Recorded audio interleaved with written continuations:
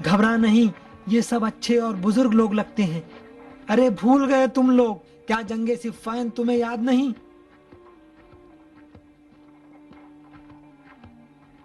وہاں میں نے تمہارے لیے ایک مدت تک کھانا پکایا ہے اور تم لوگوں کی خدمت کی ہے۔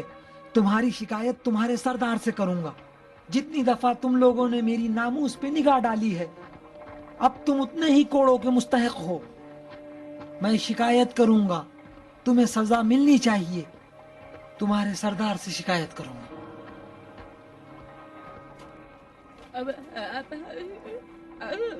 گھبرا نہیں، ان کی داڑھیاں اور پیشانیوں پہ سجدوں کے نشان تو دیکھ، یہ اچھے لوگ معلوم ہوتے ہیں۔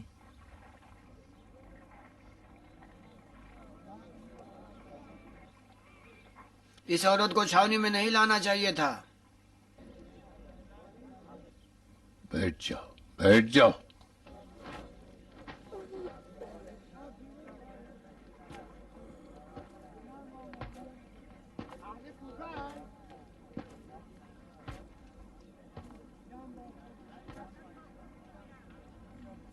کیا نام ہے تمہارا، خدا کے گناہگار بندے؟ میرا نام عبداللہ ہے اور پہچان سنت محمد، باپ کا نام خباب، جو غیر معروف اصحاب رسول میں سے تھا۔ کس مصلحت کے بنا پر مسلمان دو اصل کو ایک فر پہ قربان کر دے؟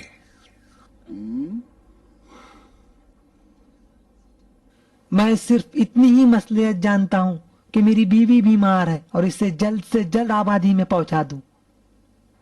الٹی بات مت کر خائن، سن اور جواب دے۔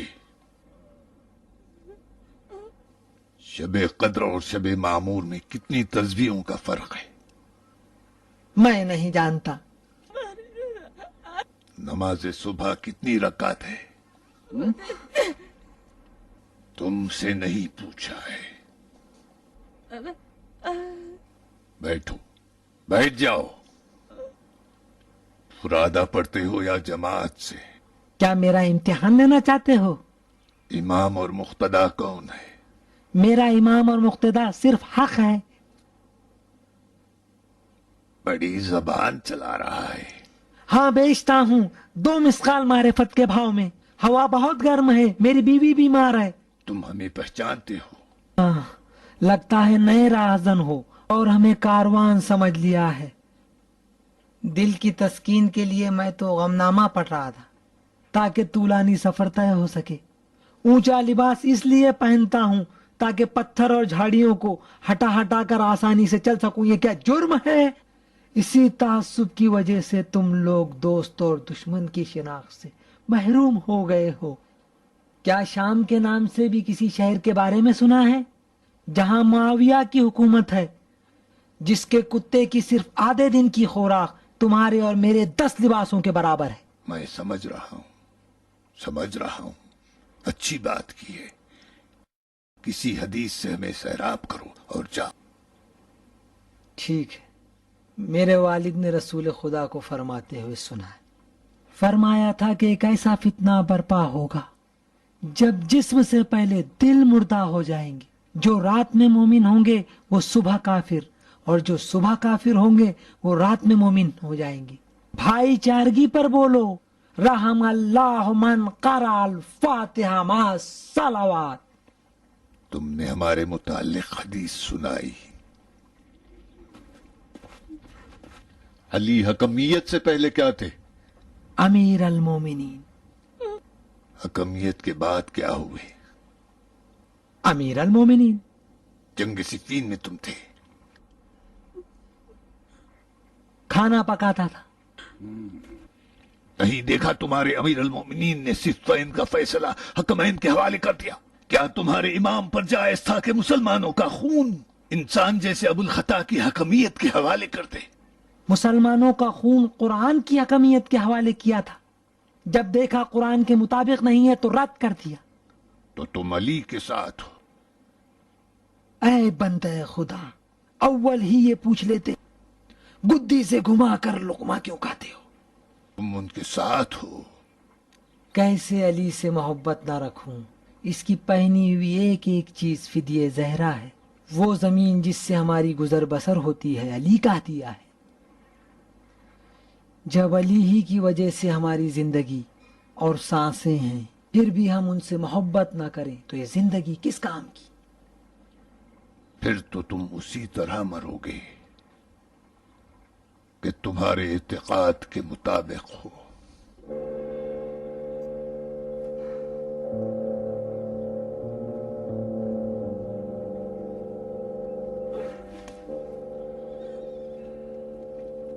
میں نے تو ابھی اپنی محبت کا ثبوت ہی پیش نہیں کیا جو اپنے ارادے کے مطابق ہو. ہم سب نے تمہیں سنا ہے. شمشیر لاؤ.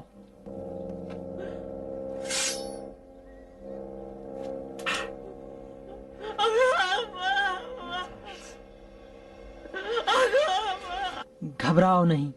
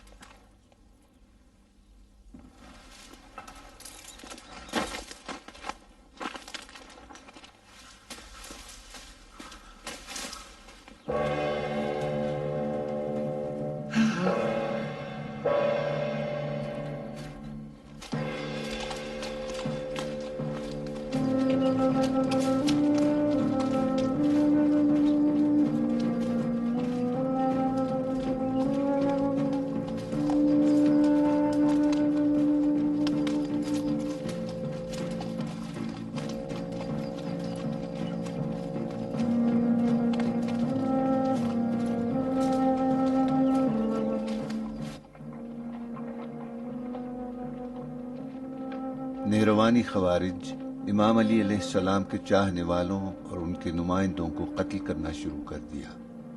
پے در پے خوارج کی چھاونی پر قاصد بھیجے جاتے لیکن ان کے ٹکڑے ٹکڑے کر کے امام کی چھاونی میں واپس بھیج دیے جاتے. نہیں معلوم نہروانی کس لیے ہمارے سفیروں کو ٹکڑے ٹکڑے کر رہے ہیں.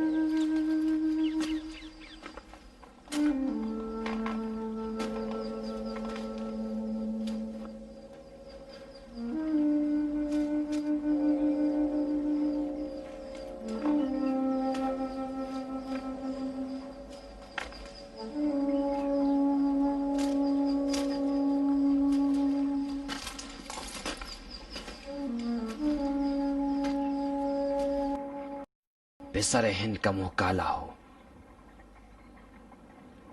اب مجھے یقین ہے کہ زوجہ ابن خباب کا شکم چاک کیا گیا ہوگا. کیا کرے مالک؟ صفین چلے کہ نہروان؟ اس صورتحال میں ہم صفین نہیں جائیں گے. لعنت ان سیاہ دلوں پر جو وحشت انہوں نے لوگوں کے دلوں میں ڈال دی ہے. لشکر والوں کے قدم ڈگمگا رہے ہیں. انہیں خوف ہے اگر صفین چلے گئے تو نہروانی ان کے اہل و عیال کا پیٹ چاک کر دیں گے. ہمیں شام جانے سے پہلے اس کافر خونخوار قوم کا صفایا کرنا ہوگا.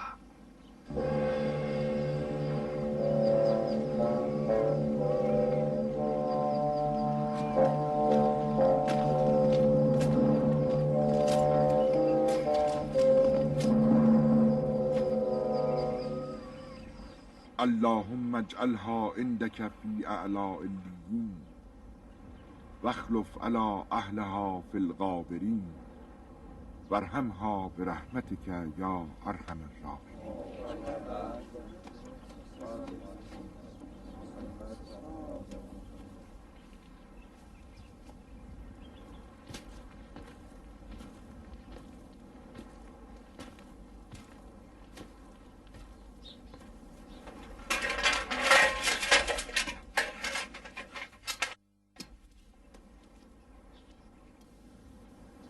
بھائیو، تقدیر نے ہمیں آج ایسی قوم کے مقابل لا کھڑا کیا ہے جو امیر المومنین کے بقول زمین کو اپنا فرش اور خاک کو اپنا بستر بنائے ہوئے ہیں. یہ لوگ پانی کو شربت کہتے ہیں، آنکھوں سے دیکھتے تو ہیں مگر حق کو سمجھنا نہیں چاہتے. قرآن اور دعائیں ان کا اوڑھنا اور بچھونا ہے. ایسا لگتا ہے جیسے انہوں نے دنیا کو چھوڑ دیا ہو. نت نئے رنگ بدلتے رہتے ہیں. ان کی رفت و آمد خفیہ ہوتی ہے. گھنے جنگلوں اور بیابانوں کی تاریکیوں میں رینگنا ان کا کام ہے. ان کی باتیں گمراہ کن. ان کا کردار ایک لا علاج مرض کی طرح ہے. جو یہ چاہتے ہیں ان کی ہٹ دھرمی ہے. ان کا فیصلہ انتہا پسندی ہے. یہ قوم شیطان کی پیروکار اور خاکستر کرنے والی آگ ہیں. شیطان کا گروہ ہیں یہ. اور جان لو شیطان کا گروہ ہی نقصان اٹھانے والا ہے. امیر المومنین مذاکرات کے لیے خود ان کے پاس گئے. ان کے پست اور کھوکھلے دلائل کو سنا اور پھر حق کو ان پر آشکار کر دیا. مگر وہ اندھے تھے اور بہرے بھی، نہ دیکھ سکے اور نہ سن پائے. ظالم تھے لہذا ہمارے ساتھیوں کا خون بہایا. ابن خباب، ان کی زوجہ اور اس جنین کا ہولناک واقعہ سنا ہوگا. ابن خباب کا سر کاٹ دیا. ان کی زوجہ کا شکم چاک کر کے بچے کو نیزے پہ چڑھا دیا. ہم صفین کے بجائے نہروان جائیں گے اور ہم کو ہمارے ساتھیوں کے قاتل چاہیے. اور یہ جان لو کہ اللہ ہمارے ساتھ ہے. امام نے راستہ موڑ کر نہروان کا رخ کیا. اہل نہروان کی ناانصافیوں نے دل میں اتنا خوف بٹھا دیا تھا کہ امام علیہ السلام کے نزدیک ان سے مقابلے کے علاوہ کوئی چارہ نہ تھا.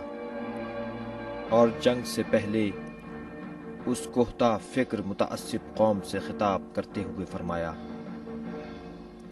تمہیں اس نہر کے کنارے خون میں لتھ پتھ ادھر ادھر زمین پر گرنے سے ڈراتا ہوں.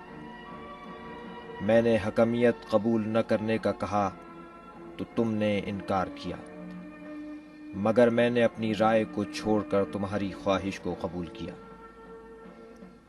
اے ہلکے اور وعدہ خلاف لوگو، میں نے نہ ہی تم پر کوئی بلا ڈالی اور نہ ہی کوئی نقصان پہنچایا.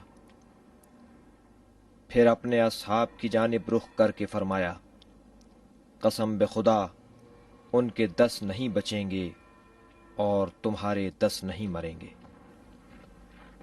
وہیں رک جاؤ، آگے مت آنا. جہاں ہو وہیں رہو دھوکے باز. اگر تمہارے خیال میں ہم کافر ہیں تو کوئی بات نہیں، لیکن ہمارے ہاتھ گیلے نہیں جو تمہیں نجس کر دیں. جو مسلمان کافر ہو جائے وہ کتے جیسا ہے، اس کا سانس بھی نجس ہے.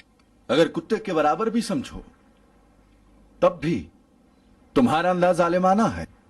जब मैं यूं ही नहीं भौंक रहा तो तुम क्यों चीख रहे हो इब्ने वहाब? अली के बार बार कासिद भेजने का क्या मकसद है?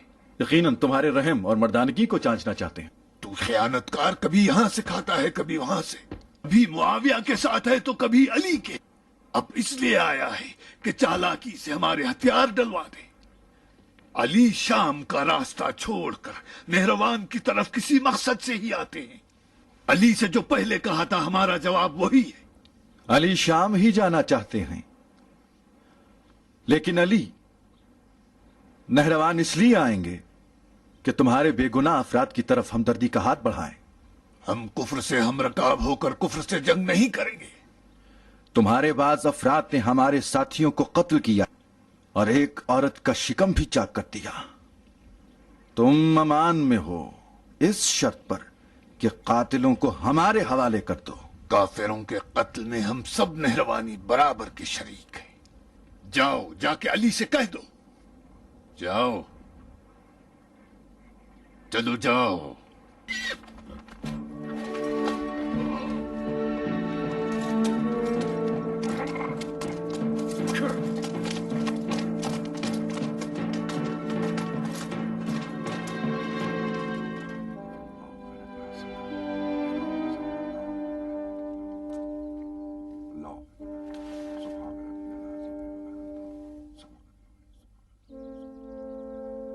ए कारियान कुरान, मैं हूं इब्ने अब्बास हाशमी। जो लोग किताबुल्लाह की आयत बा आयत वरक गर्दानी और उसके ज़ेर ज़बर पर नजर रखते हैं वो मुझे जरूर पहचानते होंगे। मैं भी तुम में से अक्सर की तरह कारी कुरान हूं। मैंने एक उम्र 1000 बातिन वाले कुरान के बातिन तक पहुंचने में सर्फ कर दी, लेकिन अब तक किसी बातिन को दर्क ना कर सका, और अगर कुछ दर्क भी किया तो महज अली की हमनशीनी के सबब। मैं कहता हूं और मेरी नसीहत यह है कि तलवारें निकालने से पहले आओ और अपने सवालात पेश करो, और अगर अली तुम्हारे सवालों के जवाब न दे सकें तो तुम्हें इख्तियार है कि तलवारें निकाल लो। इस सख्त मैदान जंग में कि जिसके जंगजू अपनी ज़िराओं में कुरान हिमायल किए हैं, इब्ने अब्बास रजस के लिए रसूलुल्लाह की एक हदीस नकल करता है कि तुम में से एक कुरान की तावील के लिए जंग करेगा जिस तरह कि मैंने कुरान के नुज़ूल के लिए जंग की है। इस मौके पर अबू बकर और उमर भी मौजूद थे। उन्होंने पूछा क्या वो हम दोनों में से कोई एक होगा? फरमाया नहीं। पूछा फिर वो कौन है? फरमाया जो अपने जूते टाक रहा है। जब लोग वहां से बाहर निकले तो क्या देखते हैं कि ये अली हैं जो बाहर बैठे अपने जूते टाक रहे हैं। आज उसी जंग का दिन है। जान लो तुमने खुदा के वली के खिलाफ तलवार उठाई है। तुम्हारे दरमियान ऐसे अफराद भी मौजूद हैं जो मोमिनों का खून बहाना नहीं चाहते। इस अलम को देख लो। हम कल सुबह की सफेदी जाहिर होने तक मुंतजिर हैं। जो अपने दिल से जहल का जंग धो डाले और इस अलम की पनाह में आ जाए वो लश्कर खुदा में दाखिल हो जाएगा।